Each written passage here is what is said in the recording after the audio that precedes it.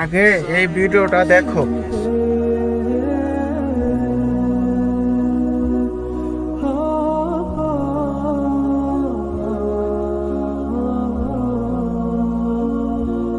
দেখছো, এখন আমরা কিসের সুতা দেব?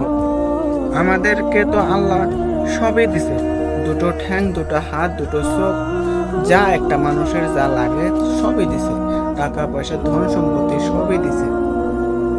আর ওই মানুষটা একটা ঠ্যাং একটা হাত নিয়ে দেখো নামাজে দাঁড়িয়েছে, আর আমরা মূর্খের মতো নামাজ পড়ি না, এখানে ওখানে এখানে ওখানে খালি আড্ডা মারি বেড়াই।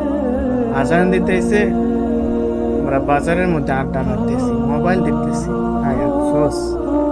নামাজ পড়ো, আল্লাহর ইবাদত করো ভাই, তাছাড়া কোনো গতি নাই।